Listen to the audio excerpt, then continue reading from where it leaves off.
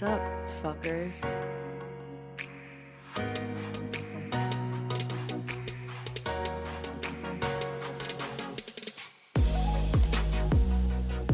Welcome to the Disconnection Podcast.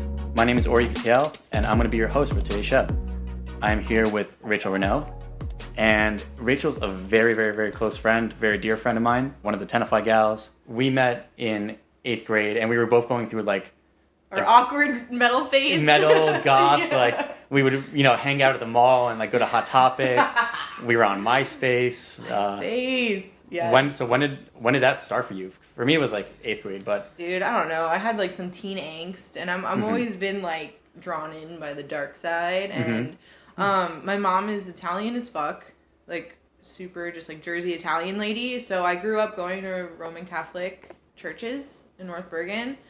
My preschool was with nuns, and I got in so much trouble all the fucking time. It's crazy. The church I remember going to, it was called Our Lady Fatima in North Bergen, and it was just so fucking creepy, super, super, detailed crucifix on the wall of Jesus, Pretty metal. Yeah, it was it's pretty metal. Super metal, dude, but it's and then it had stained glass and all the saints along with candles.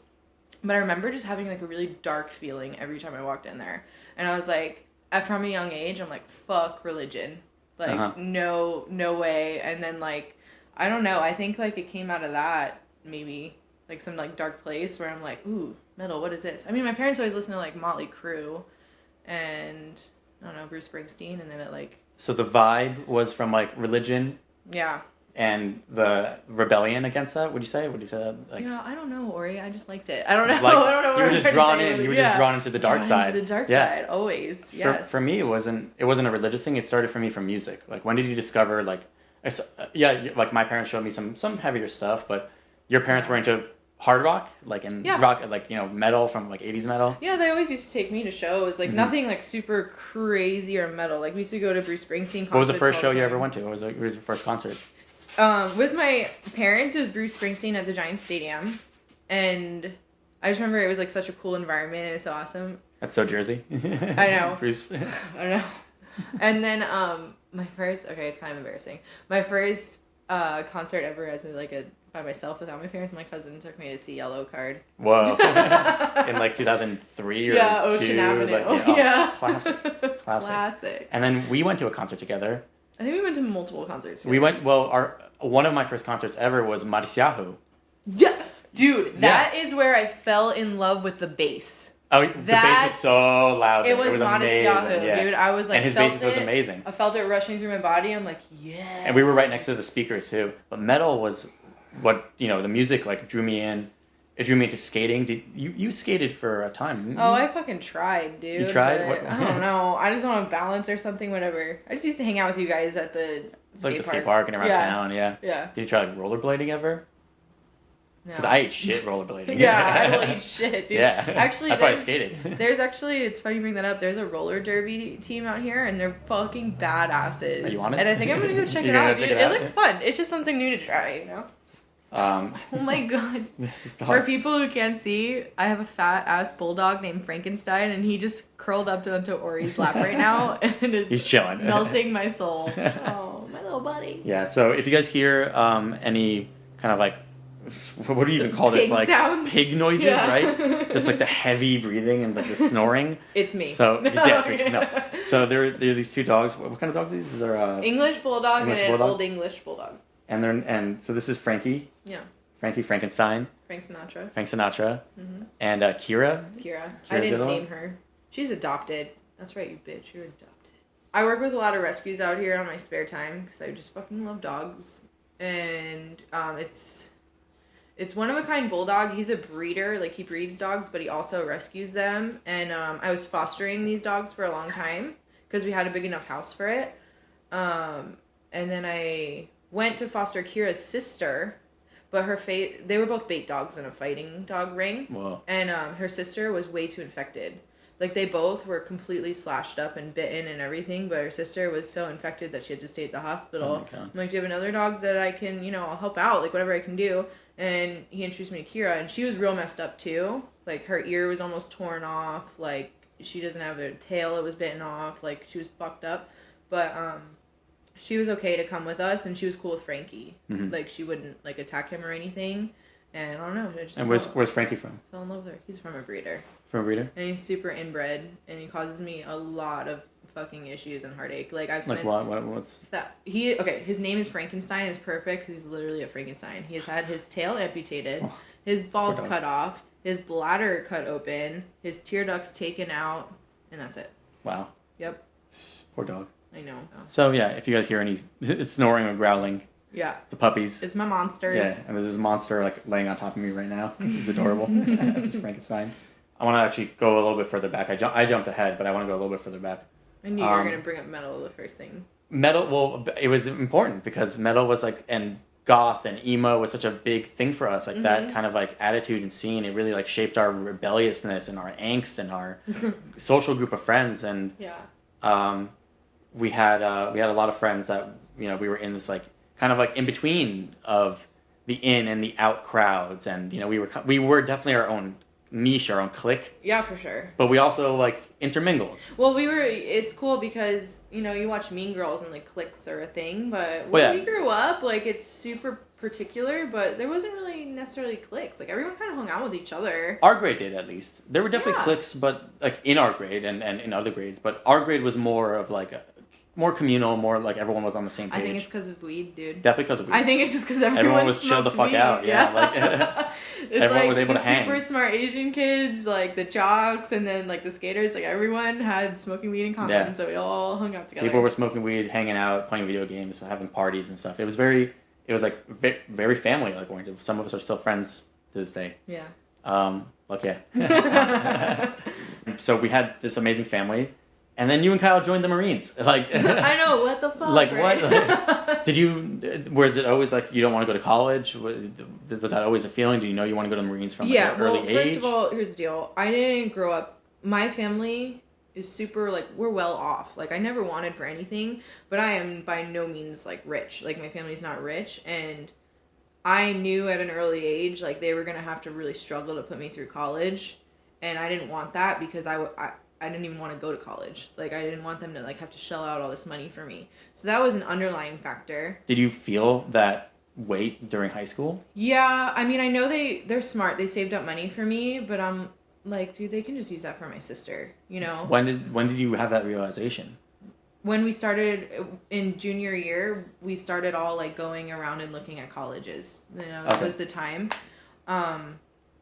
And I would go and visit these colleges, and I'm like, they're like all my friends were saying, like, oh, I see myself here. Like, this is where I want to be. And I never had that feeling. You never saw yourself? Never saw myself there. I never wanted to be in a college, in an academia type of place.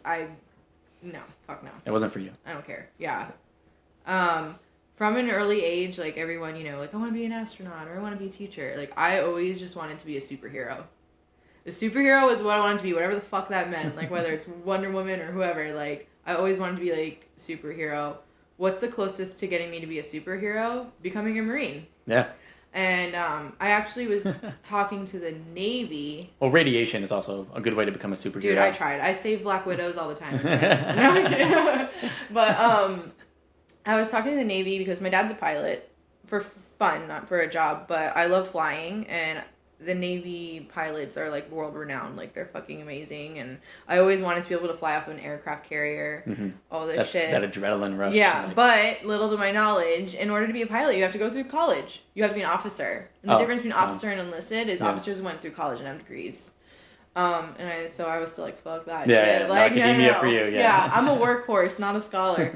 So Kyle's like, dude, the Marine Corps is the best. And I'm like, what, why? And he's like, because we're the fucking best. Like, you need to come see us. Like, we have the hardest shit. And, like, he brought me in one day.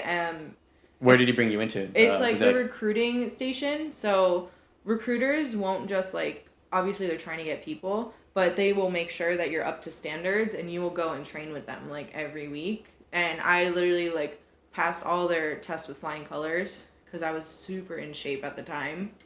And, were you doing like PT? Like were you like training like before? I did track and swimming and soccer. So I was a triathlete already. I wasn't like in the last years of high school because I was smoking as much weed as I possibly could before I joined the Marine Corps. But yeah, so I passed those with flying colors, and I basically told him, I'm like, I either want to be working with planes or I want to go into combat. Those are the only two options that I can give you. And they're like, okay, well, we have Field MP open right now. And I didn't even know what the fuck that was. MP is military police.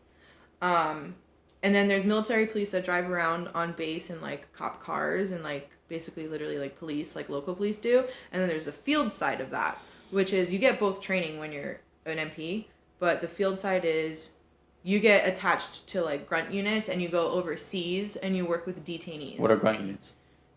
Infantry. Okay, the infantry? Yeah, or any kind of unit. Like, usually when you have a unit go out, it's, like, there's, like, communication guys that work the radios. There's people like drivers, that's motor T. There's how many people would you say are in a grunt unit? How many amount of people? I don't fucking know. I don't remember. Dozens? It depends. It depends on like the mission or whatever. Mm-hmm. But MPs, like we also make jokes like multi-purpose. We have to have training for all of that because it's our job to like take over. And I could be totally boasting right now. I don't know. This is just how I was trained. So like there might be some infantry guys being like, "Fuck you, you pussies." It's like, yeah, I know, whatever. This is what I was told. But yeah, we make a joke that it's multi-purpose because if we get into a firefight and the fucking corpsman is down, the guy that knows how to fucking like save your leg, someone who else is gonna do it then? So they taught us we learned a lot of medical shit, which was super cool. I knew how to drive every vehicle and operate every vehicle. That's awesome. I knew how to look for bombs. I knew how to look for like weird signs of like crazy shit happening. Like I knew how to work all the radios, like everything. So that was really cool. I got a lot of really cool training. So the recruiter told you all about that? Or, like, I mean, yes, you learned about that as you went in, but... No, actually... So he told you his Field MP position open. Mm-hmm. And he told me I would be the first female to do it. Because I'm sure there was Field MPs before, but into the specific unit that I went, it's very rare to see Field MP that's a female, and it was at the time very rare to see a female Marine at all. Where like Marines are like 1% and female Marines are like 0.1% of the 1%. This was 2010 or 2011? Yeah, and I think it's still very rare. I just see a lot now because I'm in the community. Like on the spot, you were like, yeah, let's do it? Or like how long did it take you to... Oh, immediately. Immediately? It really was like it's that? Actually funny. Where do I sign up? Like I looked at a poster in the recruiting station and it was like a guy coming out of the water with a rebreather on, and he's being all like sneaky in the jungle, and I'm like, I want that. That's what I want to do. And he's like, well, that's recon. You can't do that. And that's what my husband does, so that's fucking funny. But he got me as close as he possibly could, and he actually warned me in the recruiting station. He's like, I'm telling you right now, I've had a friend, she was an MP, and she got blown up and died. And it was like a little more intricate and into detail, but I was like, he was trying to give me like a warning, like, listen, like, you know, I'm just letting you know how serious this is. And I'm like, okay, well, where's the fucking papers? Let's sign. Wow. But here's the problem. I was 17 years old when I got out of high school. So you have to be 18. So my parents had to sign a waiver. So it took about a week for me to convince my mom and dad that this is what I really wanted to do. Yeah, how did that conversation go? How did you initiate that? They always knew I was psycho and I wanted to, like, get into something like that. I'm the first in my family to do that. So it was a little weird. My mom was like not super happy about it, but it worked out okay. Yeah, they ended up signing the papers for me. I kind of lied to them a little bit. Like, I obviously didn't tell them the story about the girl dying, and the guy said I'll never go to combat. That's not lying. That's just omitting details. Omitting the truth. I omitted the truth a little bit. And I promised them that I would go to college after I got out of the Marine Corps. So that was, you know, it took a little bit of convincing. My mom definitely cried a few times. My dad was happy for me, though. Yeah? He was proud of me, I think. Yeah. So you sign up. You get your parents to sign the waiver. Yeah. Permission and everything. And so where do you go? Where do you... So, where do they take you? So like, where do you go to the Marines? Shit. Like, yeah, so... What's the next step? What do you pack? What do you take? What's going on? You take nothing. There's 2 training facilities for Marines in the U.S., and that's Parris Island in South Carolina, and that's MCRD down here in San Diego, right next to the airport. Mm-hmm. And then what? You get on a bus? I just took like a small little duffel bag of like a change of clothes. I needed my contacts and my glasses. I needed some medical paperwork. I needed like all the forms that I signed. And I had a retainer at the time. Yeah, that's it. Then I had a phone, but that's about it. And then the clothes on your back, and that's it. Like clothes on my back, and I never got those clothes back. By the way, what'd you wear? What'd you wear to your first day at the Marines? I wore like a little skinhead outfit because I wanted to look tough. So I wore my Fred Perry and my Doc Martens and jeans. You go to a place called MEPS, and the MEPS near us is in Brooklyn. So you go there, and it's literally just a processing facility. There's like 20 doctors look at you. You have to do your oath in front of like a judge. And you have to go through all this bullshit. And there's like hundreds and hundreds of people going in, getting ready to go. That's the first place they took you. They took you to MEPS, right? Yes. And it's every branch goes there. Okay. So if you're going Army, you're doing Air Force, anything. And like I remember everyone like walking around and kind of talking to each other. I'm all fucking nervous because we're all about to change our lives forever. Of course. And everyone's like, what are you? And they're like, Air Force, Army. And then I'm like, oh, Marine Corps. And they're like, whoa. Really? And I'm like, yeah. And they're like, holy shit, that's crazy. I'm like, it is pretty crazy. Yeah, bitch. Rachel's pretty badass. I know, it's cool. Yeah. So you really don't get to live that down. It's pretty awesome. Like, yeah. I remember my last moment of being really sad is when I did my oath and I swore in. My family was there with me, and my sister just started bawling. Robin. Oh, your family was there with you? Mm-hmm. Oh, wow. Yeah. And then where? And then you get processed? And then you just get on a plane. It's like a normal person plane. The cool thing is that when you get to the airport, though, we all go to the USO, and I've never been to a USO at the airport before, and it's like being in like first class. Like you get snacks. Yeah, they treat you all nice. Yeah, and then like you're going about to war, die. buddy. Yeah. So last meal, like. Oh god. Okay, so you get on a plane. I get to South Carolina. Some fucking crazy drill instructor, like it already starts. It starts right away as soon as you get there. Is it like Full Metal Jacket? Yes. Do they break you down? Like... Yes. So he yells us all to get off the fucking plane. We get onto a bus, and everyone's just sitting there. It's all the Marines now. It's just the Marines that are there. And he's like, oh, you put your fucking heads down, you pieces of shit. Like, blah, blah, blah. We were not allowed to look from the bus ride to the airport to Parris Island because they don't want, like, people to escape. Or they don't want you to know where you're going. Risk, yeah, they will not let you look up the entire time. So, literally they're, like, trying not to shit my pants. And, like, we're all shaking. And we get there, and the drill instructor runs in, and he goes, move, move, move, get the fuck off the bus. Like, blah, blah, like, hitting us, like, grabbing us. And, like, what the fuck? And we're all running out, and that's when you step onto the yellow footprints. There's yellow footprints all lined out on the pavement, and you step on them. And they're all at, like, a 45-degree angle, which is how you put your feet. And, that's when they take you to like your different battalions and where you're ready to go. And, so what were you assigned to? It's all, honestly, dude, it's all kind of a blur from there. Wow. I just remember them taking my shit. I remember that's important. That's like a really important thing you have to know, right? Like you have to know where to go and what to be assigned. But I could imagine the adrenaline, the fear. Yeah, like... I remember them coming in and doing a little speech where it's sitting in kind of like a classroom. And they're like, listen, this is what you're going to be going through, and this is what you're going to do. If you want to be a United States Marine, you got to get through this shit. Mm-hmm. He's like, anyone that wants to pussy the fuck out, leave now. And, like, he basically, like, scared us all. Did anyone leave? Yeah, a few people did. How many people? I don't remember. I just remember seeing people walk out, and we're all, like, our stomachs dropped. We're like, yeah, whoa, on the spot. This is real. And then, I'm sorry, when we first got there, we make a phone call on a payphone to our parents, letting them know we're there. But my fucking phone or my mom's phone didn't work. I had, like, no service. And you have to read off of the wall. It says, hello, this is Recruit Renaud reporting safely from Parris Island. And my mom's like, oh my God, where are you? How was it, honey? Have you eaten? Have they fed That's you? Terrible. And I'm like, and she's like breaking up. And I'm like, you will hear from me further with written letters. And then, like, you have to hang up. And that's all you say to your parents. My mom was probably freaking the fuck out. Whoa. Yeah. That's heavy. Yeah. And then that's all I remember. So when does it stop becoming a blur? When the whole boot camp process was a blur, except for little parts. Yeah. Basically, their job is to build you, like, break you completely down and then build you back up. Like, you literally go insane for a second and then you're fine. A lot of girls went fucking in full psycho though, dude. Like, a lot of girls tried to kill themselves. A lot of girls left and I never saw them again. I don't know what the fuck went on, but it's really just a mind fuck. And I realized that after a few weeks. I'm like, it's not really that bad. And we used to get in trouble all the time because I have horrible ADD. especially in drill, which is when you see like Marines marching with like guns and like moving them crazy.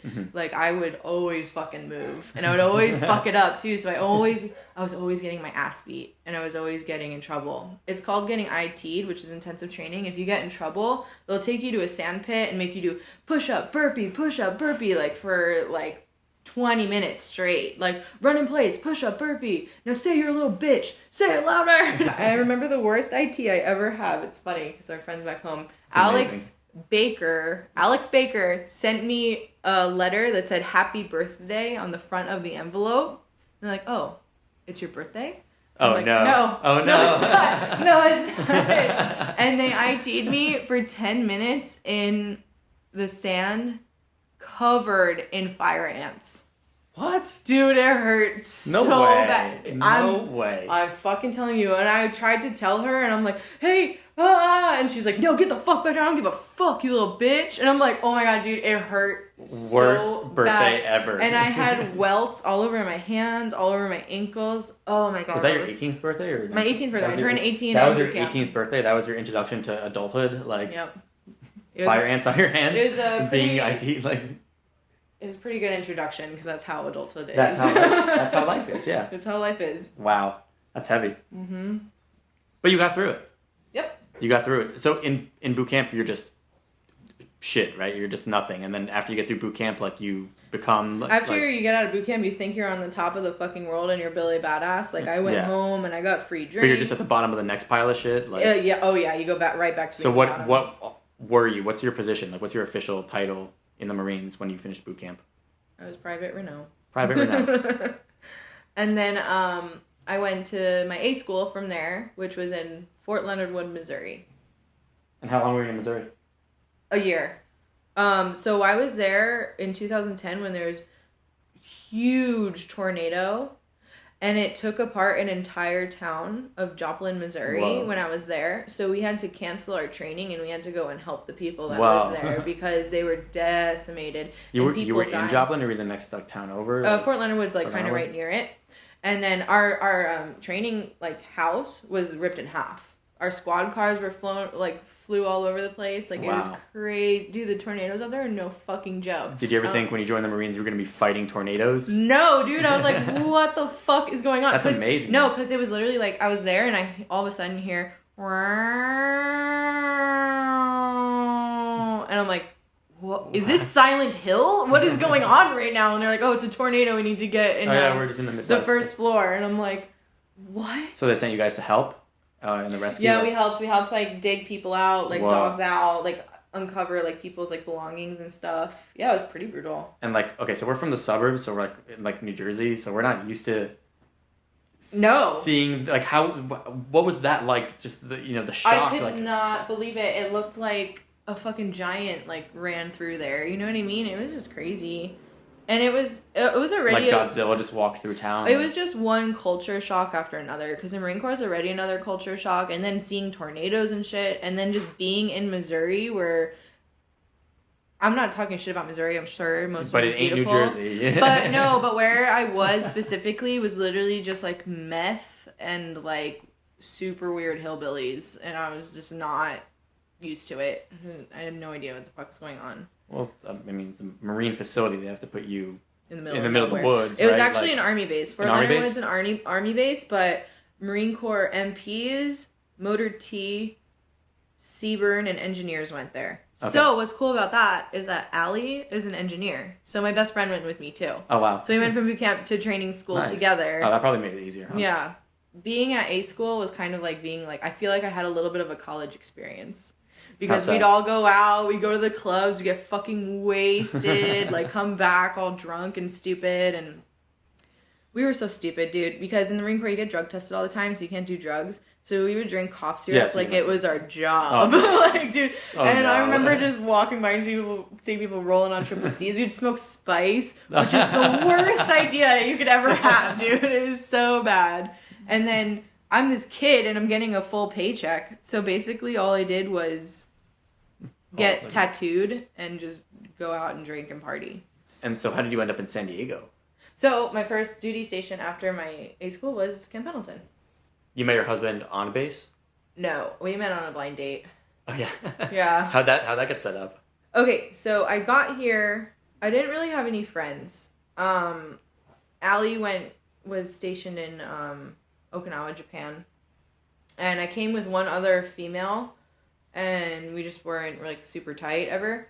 When we checked into our duty station, we were the first females to ever check into our unit in history. They were so confused and pissed off when we showed up because no one told them females were coming.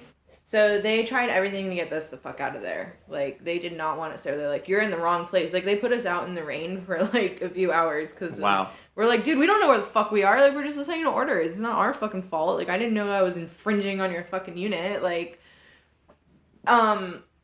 luckily, like, the guys kind of, like, warmed up to us, and they're super fucking cool. Like, they never did any, like, super gross, creepy shit. Like, they just hazed us like they would anyone else. They were still pissed that we were there, but they made sure that we were better than most of the men that we came across in case anyone gave us shit. Yeah. So they built you up. I got lucky with the unit I was with, and that was 1st MP Division on Camp Pendleton, and we were on Camp Margarita. They just used to, like, do crazy shit, like, hazing us. It was fun. It was, yeah. You got set up on the blind date. Oh, so I first got here, and I was like, okay, you know what? Like, I need to, like, have fun and, like, get my rocks off, you know? But I'm not going to talk to any of these dudes. I'm surrounded by a sea of hot men, and I'm not going to touch any of them, because I'm not going to fuck with anyone I work with, you know? So I'm out at the mall. I'm getting some... You just don't want to open that can of worms. Oh, right? no, because that'll give you a bad name right away. Mm-hmm. I do not want that. Most female Marines are either sluts or lesbians, and I'm not saying that's a fact. I'm saying that's what people say. And I have... Definitely, that's been proven multiple times in my in my experience. So you didn't want to date a Marine? You didn't want to like or someone in your own that I worked with. That you worked with. Yeah. I didn't anyone knowing any of my personal shit that I worked with. So But did you want to date a Marine? Like, I don't care. Otherwise, you just wanted to meet somebody? Yeah, I just wanted to like meet someone. Mm-hmm. So I went out to the mall to get some civilian clothes because I only had one outfit with me when I came out here, and I met a girl at she worked at some, like, store out here, and we just kind of hit it off. She had a lot of tattoos, I had a lot of tattoos, and we were talking to each other about it, and she's like, oh, well, my husband's a recon Marine, and he has a bunch of friends, and I was like, oh, hold up, recon Marine? And recon Marine is, like, the fucking all-stars of the Marine Corps. For people that don't know, every, like, Army, Navy, Marines, everyone has, like, special forces. The most well-known is the Navy SEALs for the Navy, and the equivalent of that is for the Marine Corps is recon.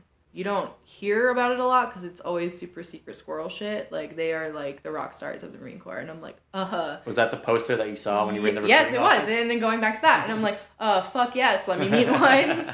So I want to marry that, please. Like, yeah, so she set us up on a blind date, but it was, like, a double date. Like, her and her husband went out with us, and it was, like, right down the road here in Oceanside, and, here comes Rhett.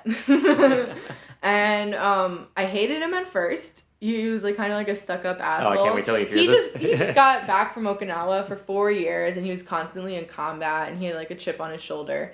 But after a few drinks, like, we really hit it off, and he's like, you want me to take a ride back to your barracks? And I'm not gonna lie, you guys, I was looking to fuck. Like, we all fucking know it, okay? It was like Tinder before Tinder. So I was like, yes, you can. And the whole time I didn't tell him I was a Marine. I didn't tell this girl I was a Marine because I feel like it's a turnoff for a lot of guys, because of the bad name and all. So he's driving me back, and he's like, what the fuck? Like, how do you... Or, no, I'm sorry. I fucked that up. He was taking me back to his place because we were going to fuck. And we're driving back, and I'm like... what the fuck? Like, we're driving back to my place. And he's like, how the fuck do you know this place? Like, because he thought I was a recon Ronda, which is, like, obviously they're the rock stars in the military. They have groupies. Like, they have girls that just hang out around the barracks and shit. And I'm like, dude, I live right there. My barracks and his barracks were right next to each other. Like, they shared a fucking parking lot. What? It was so crazy. Weird. Yeah, it was so weird. So. Out of all the people. Yeah. We fucked, and then... that's the end of that. We just stuck together. That's the beginning of that. Yeah. Is the way to say that. Right, yeah. Yeah, so... how long have you guys been together now? Oh my God. 6 years. 6 years? Yeah. When did you get married? We got married only like 6. So here's the deal with getting married in the Marine Corps for those of people that don't know, or just military. I have no idea. You gotta lay it down for me. People in the military get married. Like, that's what they do. Because when you're in the military, you live in the barracks. The barracks suck. The barracks are like dorms for homeless people. Like, I had black mold, cockroaches. The pipe connecting from my sink wasn't even there, so the water just went into a bucket. Like, and it has rules. You can only have a certain amount of liquor. You can't have like boys or girls in your room after a certain time. You're always under the watch of, like, your command. Like, the barracks are just, like, not a super fun place. So people get married to get out? They get married to get out. And when you get married, you get paid. You get paid, like, double because you have a dependent now. Well, guess what? Rhett and I are both in the Marine Corps, so we're both each other's dependents. Double the pay. Nice. Yeah, you get housing allowance. So we're just like... Yeah, the government take care of you. Yeah, so I was constantly sneaking in his room. I had to hide in his closet once because they were doing, like, a barracks check. I would have to, like, walk out, and, like, I, like, walked more like a dude because my command was right next door and they can see me walking out. Like, it was just a mess. And I'm just like, dude, I feel like we should just get married. Like, if we don't like each other, we'll just get divorced. It's not a big fucking deal. So you proposed to him in that kind of way? Like, yeah. Dude, we should just get married. Yeah, so we just literally... That's romantic. We both, like... just didn't go into work one day and we just went to the courthouse in Vista. We didn't have rings or nothing. Wow. Even when we went in there, the lady's like, are you sure? I think they have to legally ask that. Yeah. Like, I was wearing a Slayer shirt and ripped jeans. Like, it was... so badass. Yeah. I gotta see your wedding photos. We don't have any wedding photos. You didn't take any wedding photos? No. Who was your witness? We had to pay for a witness. You had to pay for a witness? $10. You couldn't tell your witness, hold the camera? And the craziest thing about this is my family did not know I was married until 2 years ago. Wow. Yeah. Wow. Because I was 19. They would not have approved. And then every time they came out here to visit, Brett's kind of like, what's the word? A dick. You tell me. No, he's just very bullheaded, and him and my mom always fought about something because she tried to like make him like more Italian. I don't know, like he was just like very bullheaded. So I was like, nope, not gonna tell him. There's no reason to tell him. So when did you tell him? When did that come out? When they were visiting out here like 2 years ago. So it was like we were married for like 4 years, and no one knew. It's easy because we only saw my family like once a year. You know, I talked to them on the phone, but they would have never found out. But I was like, babe, we gotta tell them. Like, we're actually like committing to each other now, you know? Like, so we need to say something. And his parents knew? His parents were like all okay? No, they didn't know. They also didn't know? His mom did. His mom doesn't like really care, like she's cool, but his dad didn't know. And that's a whole nother story because I told his aunt first because me and his aunt are super tight, and she ended up blurting it out to the family when we were all wasted, and his dad's like, what the fuck? Yeah, it was crazy. But I told my parents, and my mom kind of like had a feeling because she was getting mail that said Rachel Alvord, you know, and my dad was just like, what the fuck, dude? And he did the thing where it's like, I'm not angry, I'm just disappointed. Yeah. And I'm like, oh, my soul. Oh. Dad, yeah. Yeah, I'm like, it's not, you know, I'm like... And so, but that was 2 years ago, so now... Yeah, now we're good, everything's good? Yeah. You patched up with them? Yeah, well, we never had a falling out. Like, me and my family are super fucking tight. Yeah. Like, there's no way, you know? So, I never have really hid anything from them. I mean, even when I did, like, I was talking when we were all out drinking here a little while ago. Yeah, last night we went out, and oh my god. Today I'm struggling. Oh man. Oh, it was so much fun. It was a great time. I took Ori to the local bar. It was fun. Yeah, I was basically talking to my mom about how I sold weed and Adderall in high school to make money. And it's so funny because you had Casey on the podcast, and I used to sell weed for Casey. Right. But crossover, Infinity War. Crossover. So I used to sell my Adderall and make a fucking bank off of that shit. And my mom's like, oh yeah, I know. I'm like, what? Like, you fucking knew? Parents always know. Yeah, and my she's parents like, eventually told me like, well, we knew. Like, yeah. And I'm like, why didn't you say anything? She's like, well, if you were going to get arrested, I would have let you get arrested. Like, what the fuck? You know? She's like, you were making money. And I'm like, damn, cold woman. That's good that you're tight with your family and like that you guys are. I got now that you're super lucky. tight, like you're yeah.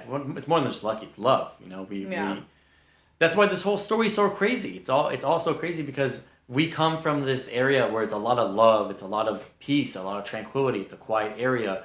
We do live right next to New York City, but it's like Tenafly is a bubble. Mm-hmm. You know, it's a very, very safe place to live. It's a safe place to grow up. all kids there are very groomed, but but there's rebellion and lashing out and teen anxiety and everything. So for someone to come from that and go to the Marines, and for two people, Kyle's the other person that went from our grade to the Marines, it's just like, it's such like a trip. The bad thing about that, though, is that we do come from this, like, awesome, like, tranquil place, is that I believe that people need to go through heartache and struggle. People need to, like, have mountains to climb, metaphorically. Like, you need to go through shit to become the person that you need to be. And I think that's another thing, going back into, like, why I listen to metal and rock, is, like, my life was easy, dude. I had a great family. I lived in a nice town. It wasn't dangerous. Like, so I was always looking for shit to challenge myself, because I didn't, like, get a lot of challenge, Like, you need to go through those dark times. You need to challenge your body. You need to get out of your comfort zone in order to do anything that's going to mean something. So. And you wanted to, explore that, outer area. Yeah. End up being the Marines. Let's just take it to the extreme, like with everything else in my life. So, yeah. So Camp Palatine for 4 years. Yes. And then what?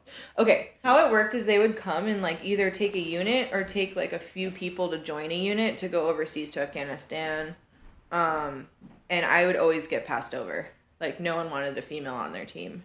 And I just got fucking over it, dude. I'm like, I'm doing all this fucking training. Like, I know all this shit. I'm a better shooter than half of these guys. Like, I'm in shape. And I'm getting fucking picked over to go to Afghanistan. I'm like, that's why I'm here. I'm here to go fight. Like, fucking pick me, bro. And they wouldn't. So, there was this thing called Lioness program at the time, or FET, whatever. And it was all female infantry unit.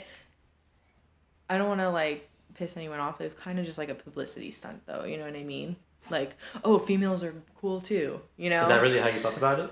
Yeah. And I also believe that, listen, I've seen some females, especially female Marines, do some crazy inhuman type shit. Like, strong, like, better, like, they can kill any man. So I'm totally, like, pro-female. Do I believe that they should be in male units overseas? Not necessarily. I think it can cause a lot of problems. I think that there's other things that they can do. Having a female, like, around... you have one female with a bunch of dudes in the desert, like, and they're all, like, going crazy, freaking out, like, high-strung. Like, it's not really necessary. I know there's a lot of girls that want to fight, but there's, like, other ways to do it, I feel like. I'm not going to get, like, too political about it. I am a feminist for sure, but I'm not, like...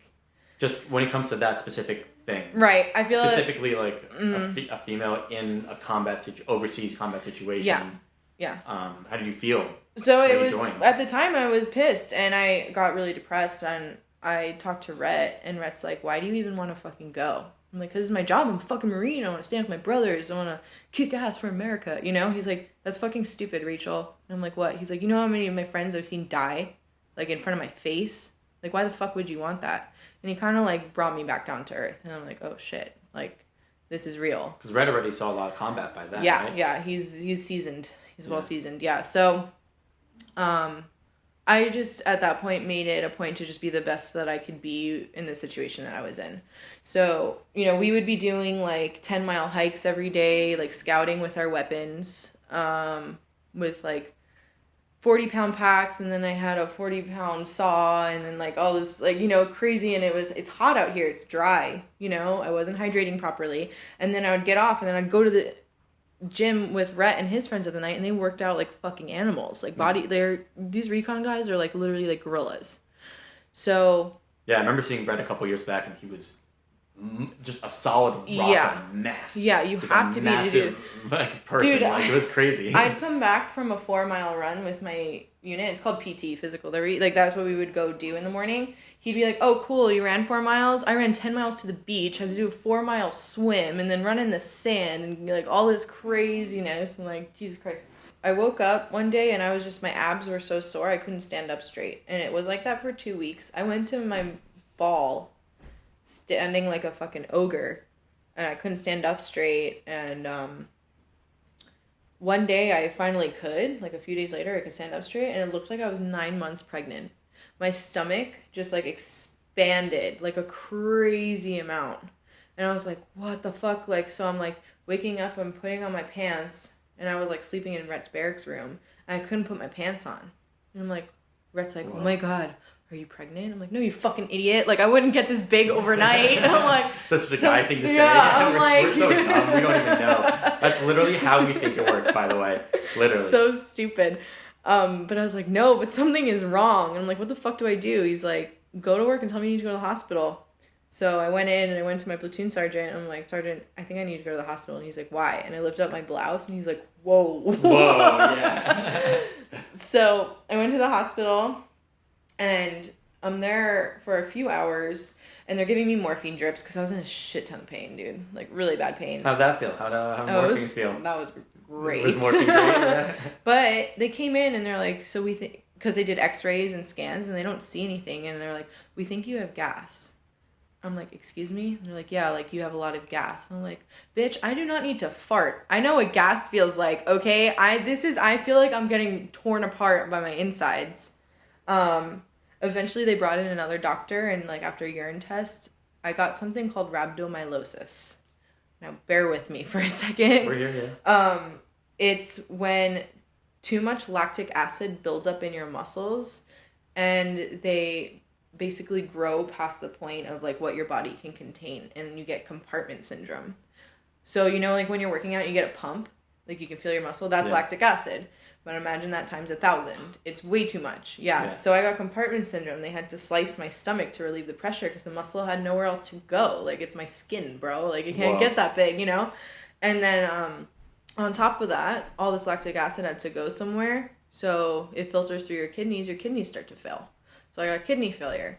So I was in the hospital for like 2-3 weeks on a morphine drip, IV drip, sliced my stomach, catheter, everything. Is so funny because I was so like high on morphine, and all my commanders were coming in, and I was like, hey, one of them was super hot. He was like a first or second lieutenant, and he's like, hey, Renaud, how are you doing? How you feeling? And I'm like, well, they just put a catheter in me. So creepy.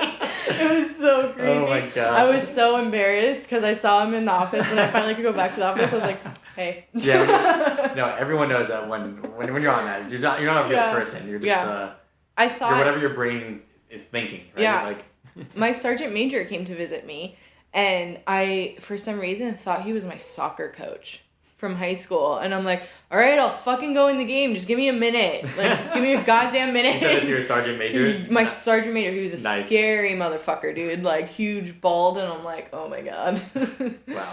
Yeah. They gave you a pass. Yeah, it was really scary, though, because when this all happened, like, I was like, nobody knew what was going on. Like, I was like this medical anomaly. So I literally would wake up from all this morphine and be surrounded by like 6 white lab coats. Okay, so now when you just described what was wrong with you that was perfect. Yeah. But as it was happening, everyone was like, what the fuck? Yeah. No one had any idea what was happening to you? No one had any idea. So, and how did that feel day to day? Like, that was scary, dude. And I was bored as fuck in the hospital too, like by myself. Like, I'm used to out being active, and I'm stuck in this fucking room. Like, what hospital were you at? It's like the old shitty hospital in Camp Pendleton. It's a naval hospital, so all the Navy does like our medical shit. So I had a few like corpsmen that I kind of became friends with that would come in and give me morphine drips and shit. But little cocktail. Yeah, but I mean, and Rhett came and visited me a lot, but he had to work, you know, like, so I was like super going out of my mind. So 3 weeks in bed on a morphine drip. Mm-hmm. When did they figure out what's wrong with you? It took a few days. Basically, the only cure for what I have is you just have to be on an IV, like get fluids pumped through you, and it's just like pain relief. And it was because of the workout? It was because you were just pumping your body? And dialysis. Yeah, and it's because I was putting all these supplements in my body, like these thermogenic things to cut weight and like build muscle, and I wasn't properly hydrating, which is the main thing, and proper nutrition, because I was eating like nasty food at the chow hall. Our chow halls don't like have super great food. It's like lunch food, like from like school, you know. So I finally am able to get out of the hospital. I get out for the first week. I'm in a wheelchair.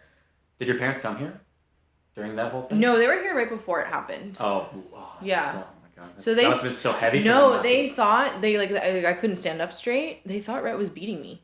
Like, my mom pulled me to the side. She's like, what the fuck is going on? Because I kept saying, this is Rhett's fault. Because it's at the gym, you know? Yeah, the gym and the work. And my mom's like, I need you to tell me right now. Like, and I'm like, no, I promise. It's definitely not the right choice of words. My mom and my sister literally held me out on the bed and tried to stretch me so that my stomach could go there. Because I couldn't like wear my dress blues. Oh my God. And they're like, oh, like because I took my sister to the ball with me.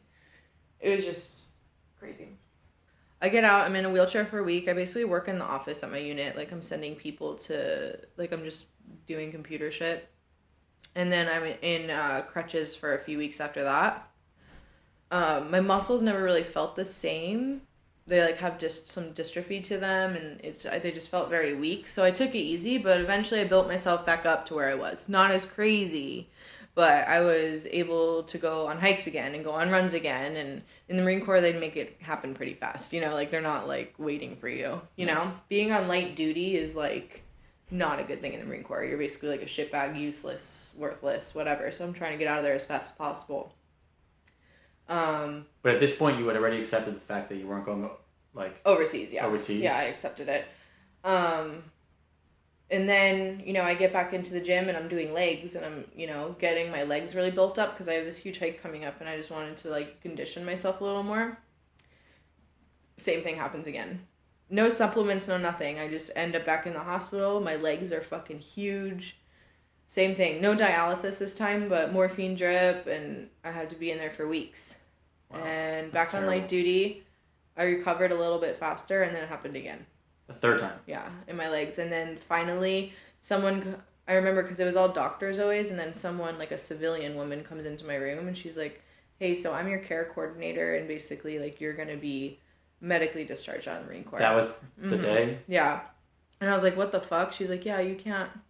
Like, I didn't understand. She's like, you can't be a fucking Marine anymore. Like, you can't work. Like, what are you going to do, you know? So, like, my lieutenant and my commander, like, talked to me about it. And they knew I was pissed. Like, they knew it's not my fault. You know, they're basically like, listen, we love you and we think you're awesome, but, like, you can't do this. It's your body. Yeah. And not only that is I got sent out of my unit to go to Wounded Warrior Battalion. So I was in Wounded Warrior Battalion for 6 months. And everyone in Wounded Warrior... Yeah, describe what that is for our listeners. It is a unit. A lot of people probably hear of Wounded Warrior Project, and it's like that's a charity for veterans and like families of deceased veterans. But Wounded Warrior Battalion is where a lot of all like the fucked up Marines go. A lot of amputees. If someone gets cancer or stuff like that. So I'm in there, and all of my buddies have like one leg. And I'm there and like, why the fuck are you here? I'm like, oh, my muscles are just shitty. I don't know. Like, it was hard and it was weird. And it's kind of a depressing place, you know? It was weird. But they kind of helped me transition out of the Marine Corps. Yeah, was that like, did you feel like you were in limbo? So you're saying it was weird and a depressing place, but was it like, did you know your place or did you not? No. Well, like, it was actually kind of cool. To do? Did they give you a job? Not really. It was actually kind of cool because in the Marine Corps we call it skating, and skating is literally like you just do whatever the fuck, you're on your own fucking program. Because when you're that fucked up in the Marine Corps, you need to be going to medical appointments like 3 times a day. Oh, wow. Like I had to have my urine checked every day. Yeah, so what were you doing for 6 months? You were getting checked? And I was basically a lab rat. Wow. Like they were doing some weird tests on me to see why my muscles did that. Yeah. Like they were trying to figure out what the fuck was going on, and I had no idea. I had to do like sleep with like wires connected to me. Some of the tests were extremely painful too. Like they put like really, really, really big needles into my muscles and then electrocuted them. Fuck, what are you, Wolverine? Right? Ooh, yes. They were trying to build you into something? No, like they were trying to see like my nerves and my muscles, like if they would react. Yeah. It was actually extremely painful, some of the things that they did. But that's crazy. Yeah. But whatever. Eventually I was just like, fuck this. I don't care. I don't need to know what's causing it. I'm over it. I just don't want to keep doing testing. So I never really knew what caused it, like why it kept happening again. But that's why like afterwards I've kind of like gotten really badly out of shape. I thought it was just the end for me. Like I was just done. After all the like being a lab rat, being like so knocked down, like I was just fucking done with life. I'm like, well, bring it back. You were there for 6 months and tests and everything, and you said I'm done. Mm-hmm. And you left, Or did you get... No. Was you there for 6 months and you got discharged? Like...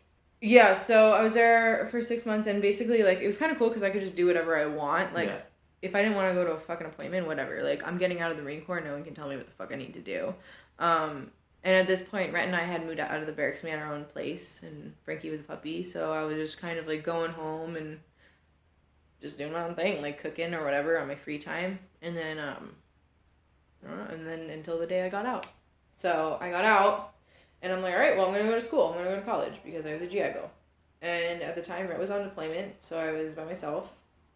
I didn't really have any friends because all the friends I had in the Marine Corps were, like, gone on deployment.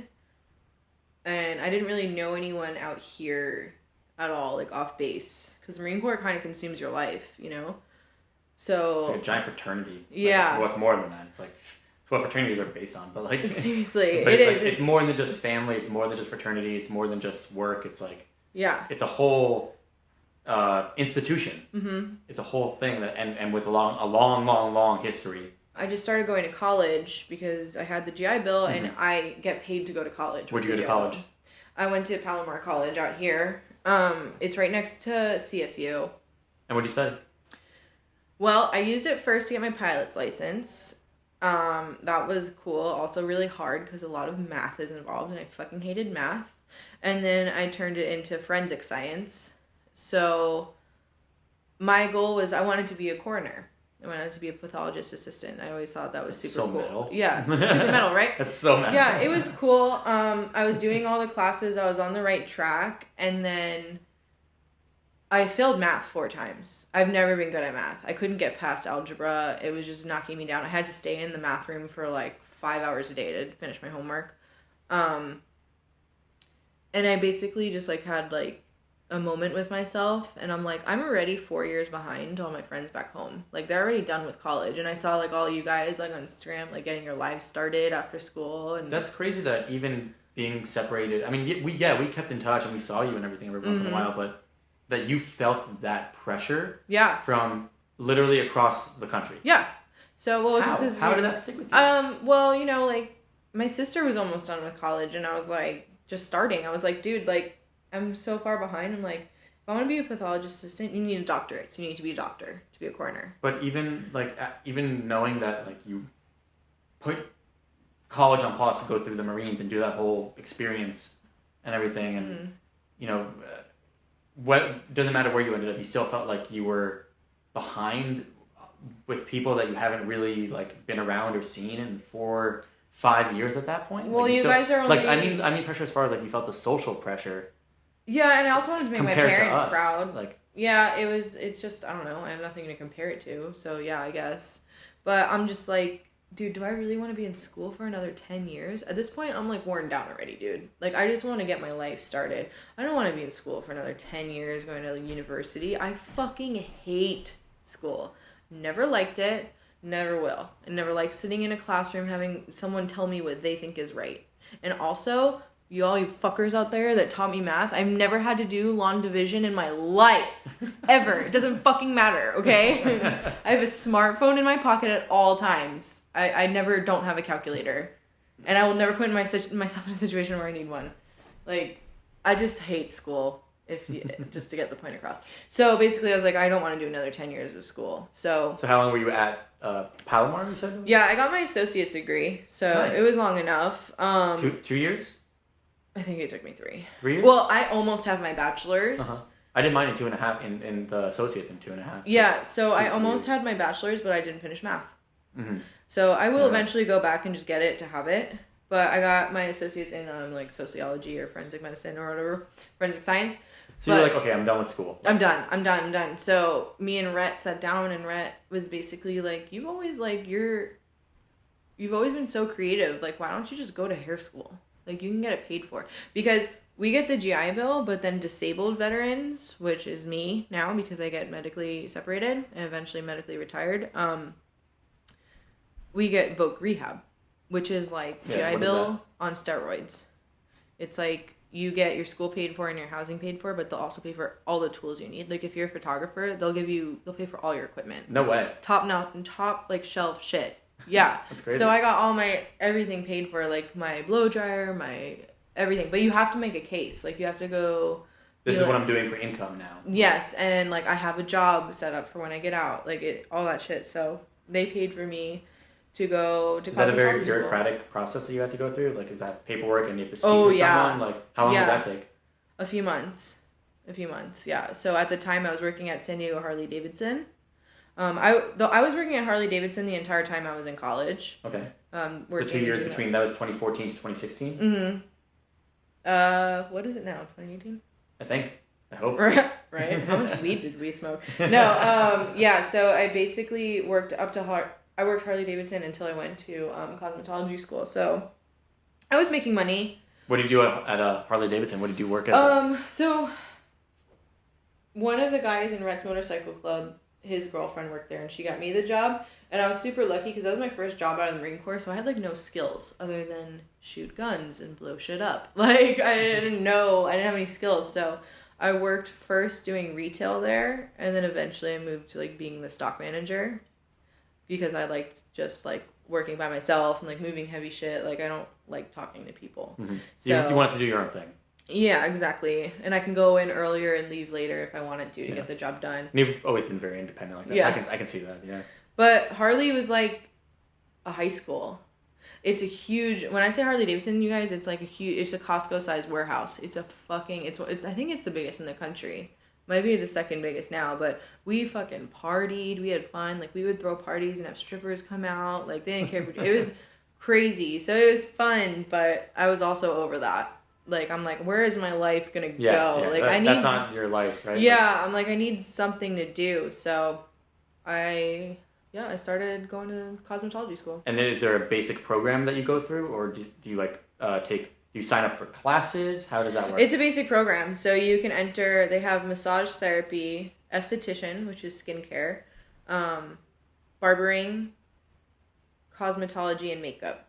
I did cosmetology, which is a year, and then barbering, which was another 4 months. You can do skin, hair, makeup, nails, anything with it. Yeah. That's why I chose that, because it's so well-rounded. Because I get bored, man. Like, if I'm, like, bored of cutting hair, like, I can go do something else. Like, I can... Why don't you cut hair the first words out of Rhett's mouth? Or were you just, like...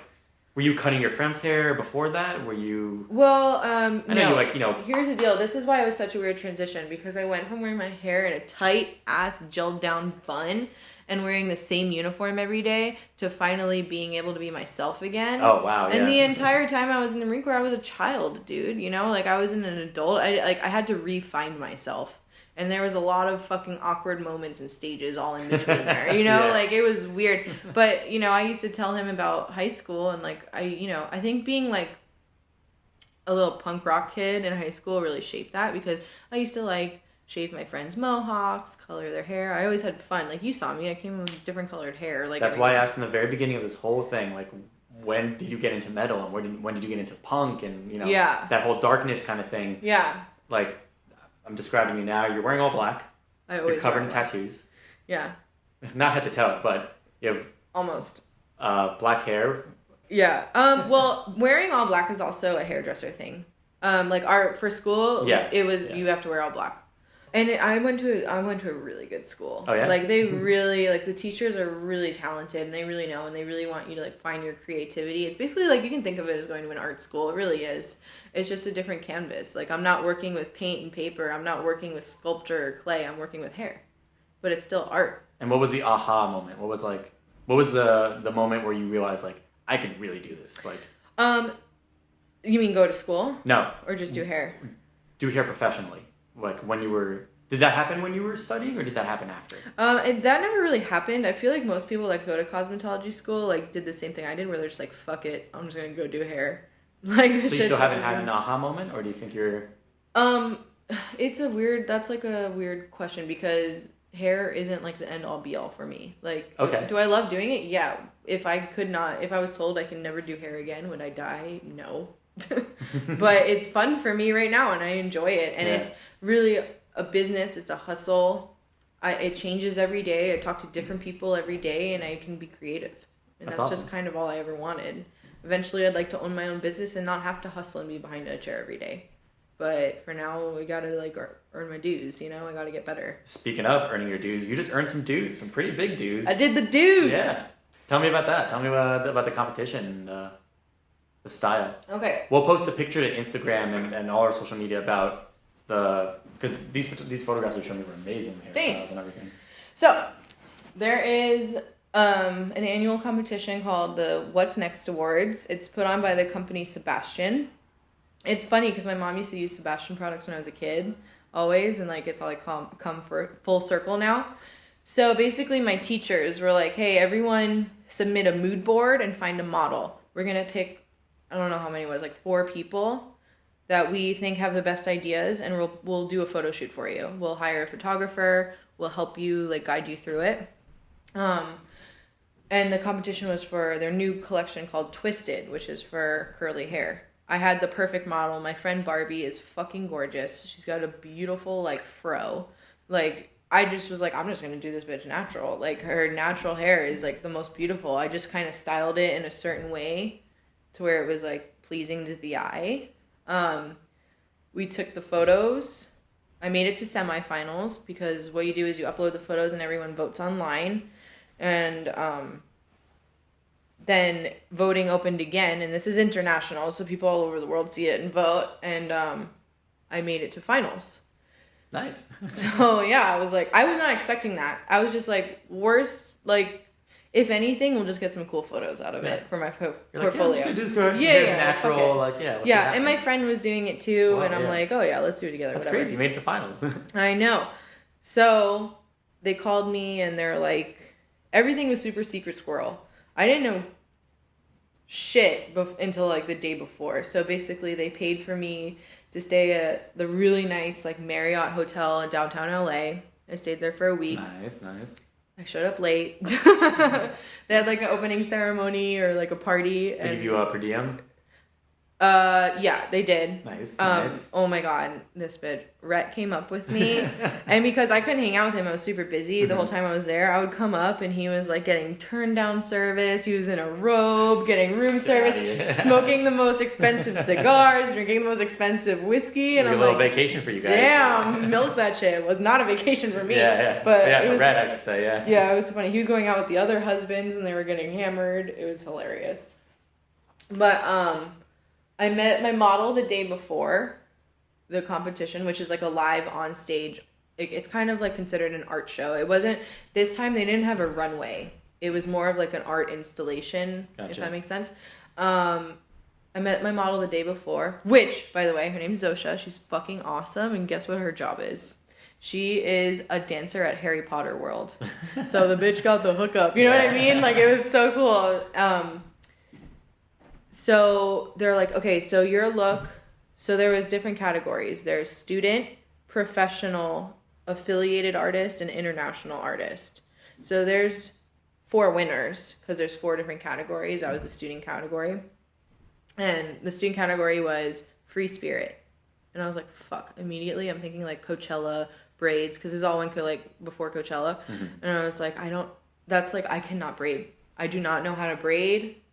I never learned, like, I never tried. And I'm like, all right, I'm going to have to, like, dig deep for this one. Like, I don't know how I'm going to do, like, free spirit, whatever the fuck that means. Like, some boho shit. So I, like, smoked some weed. I listened to a band called Monolord. They're, like, a super, like, stoner, sludgy metal. And they have this song called Empress Rising. And I just laid back and I put that on my headphones and I'm, like, jamming out to it. And I, like, envision this creepy, like, enchantress witch in the woods, like super powerful, and I'm like, fuck yeah, let's do that. Like, that's what I want. So I don't know if that's free spirit, but like to me, like the freest spirit is a fucking witch, like, you know what I mean, just running around in the woods naked and shit. So I'm like, okay. It wasn't a religious thing though, was it? Right, like the occult. You know, the thought of, like, the witch and the... Dude, everything I do, like, comes back to that in some way or another. Yeah. The occult or religion? Or, I guess, they're intertwined in a way. Yeah, both. Yeah. So, I decided to do dreads. Like, I wanted to put dreadlocks in there. I don't know why, because it's, like, a natural texture to me. So, I ended up dreading around her head and making, like, a crown of thorns out of dreadlocks and then just...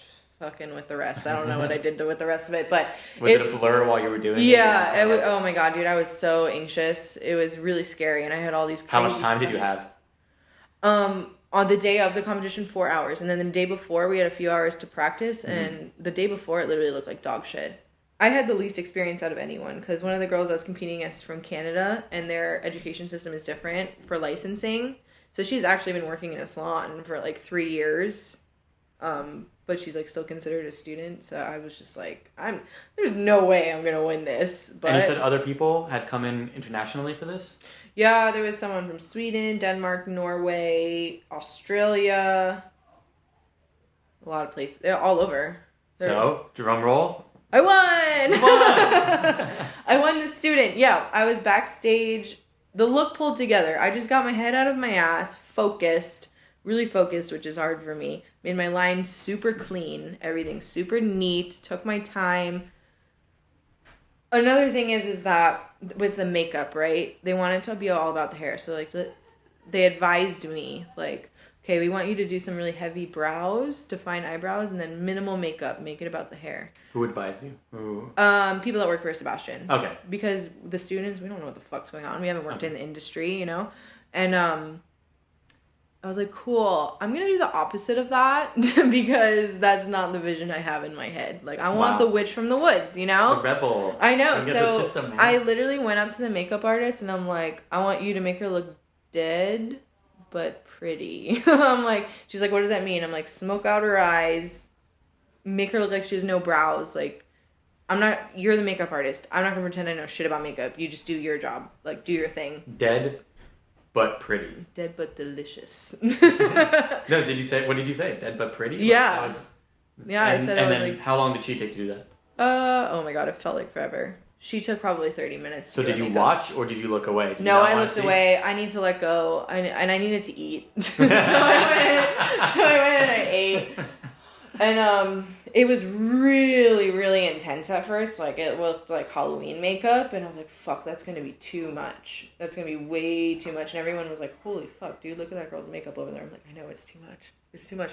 But it's funny because in black and white photos, it actually looks really cool. Yeah, I saw the photos. We're going to post them so everyone can see them too. Cool. But in person, it was like crazy looking. But anyway, like, they all went on stage, they did their thing, and they called, they like wanted me to say a few words on stage, and I'm like, no. I don't want to say anything. I was stressing. I didn't do my makeup. I didn't do my hair. I just threw on a dress and my upside down cross necklace, and I'm just like, I was so nervous, like, being in those lights and like all these people that are like people in the industry that I want to work in, you know? Like, it's a lot of pressure. Pass. Yeah. Pass. So we all ended up drinking a fuck ton of wine in the back. And then, like, they were calling all the winners, and they called my name, and I didn't even think that, because I was so convinced I was going to win. That when you were drinking in the back, you didn't know that you... Yeah, I was so convinced I didn't win. So when you watch the video online, they're like, Rachel Alvord, and it takes me, like, 2 minutes to get on stage. Because I'm, like, tripping over myself. Your bottle of wine. Yeah. Like, oh, shit. I'm like, what the fuck? And that's another thing is, like... And then you were the winner. Like. Yeah, and it was broadcasted, and as I get on stage, I mouth the words, I am gonna find that footage online. Please, you have that? You have the footage? Yeah, it's online. It's online? Oh my god, I cannot wait. It's gonna be amazing. And then it's really cool because all the girls from school came up to support me too, so they were screaming loud. And it was just such a cool feeling. People were freaking out. Dude, I was smiling from ear to ear. That was really cool. And then Rhett, oh my god. Was he crying? Yes, did Rhett cry? He did. But did a Marine cry? Here's the thing. He was so uncomfortable because it was like Zoolander, I told you. Yeah. So he was already out of his element, so he just drank. Oh yeah? He was like, he just found a corner? That's my bitch, yeah. It's so funny. Yeah, no, he supported me the whole time. That's amazing though. Yeah, it was cool. So congrats. Thank you. What did you do next? Like, what's the next step? So I won a bunch of money. I won all new tools, and I just did a photo shoot with 2 of the other winners. The winner from Sweden is doing her own thing, but Keisha and Jonathan, the professional and affiliated artist, we just did a photo shoot for American Salon. Was that on your Instagram? The photo of 3 of you guys, like, together? Yeah. I can't post any of the photos of, like, my models. The shoot, but it's up in Calabasas, is the Wella headquarters. So we were up there, what was it, last week? Last week I was up there all week, working, and we did a photo shoot. It's going to be awesome. It's going to be a 6-page spread in American Salon, and one of us might get the cover, they said. I don't know. I also did a Facebook Live with Cadis. I took a color class. Like, they really just, like, set me up. That's like, awesome. All week, and it was fucking awesome. So, yeah. And then now I'm back at the salon, and I'm still taking models in Encinitas. Nice. But you've done a lot of things, and you've covered a lot of ground. So let's split it up. Cool. What advice would you give to someone who's joining the Marines? Oh. I think it's a fucking awesome thing if you want to join any kind of military. Not just for, like, the country in America, but, like, for yourself, dude. It's a cool thing. Especially if you come from, like, not a lot of money and you need, like, a good start in your adult life. I think it's the fucking best thing that you could possibly do for yourself. But you really, really need to, like, put your ego to the side. Because you are not shit. Like, you are nothing for a minute there. So be ready for that reality. Yeah, and so you also, opportunity, but also reality. You right? also really need to be ready to do things that you might not want to do. Because when you put on a uniform, like, you are signing away your life. You really are. Like, your beliefs don't fucking matter anymore. If they tell you, like, you just need to be prepared. You know what I mean? Mm-hmm. Be prepared. Mm-hmm. Yeah. And then advice for someone who wants to get into hair styling and... I mean, you're still pretty fresh to this. Oh, dude, this is like the beginning of a new chapter for me. That's why I think this is the best time to ask you. Like, now that you've gone through some hurdles and you're just starting to get your feet moving. Yeah. What would you tell someone? Who's starting out? Yeah, find a good school. Do your research. Make sure they support you. And then once you start learning a little bit, learn the basics. Get together with your friends that are just starting out, like a photographer or a model. And just start being creative. Like, start fucking around. Find friends that'll let you do shit to their hair and start taking photos. Because now everything is on social media. So it needs to be seen. And that's something I need to be better with now, too. But just really, like, you need to step out of the everyday salon, just, like, doing the basic shit. And you need to let your imagination run wild and do some photo shoots. Because that's the only way that you're going to get noticed. And that's really where the passion is going to come from. Speaking of... social media. Yeah. It's plug time. Plug time! Let's hear some plugs. Let's hear where to find you. Where can people find you? Yeah. So right now, everything's on Instagram. So the thing about the competition is I got a lot of recognition, but it's all in my personal page. So that is Ray Dragonslayer. R-A-Y Dragonslayer. One word. And then my hair page is Haircraft by Rachel. So if anyone's out here on the West Coast, hit me up. Just DM me on Instagram and let me do your hair. Because I want to do hair.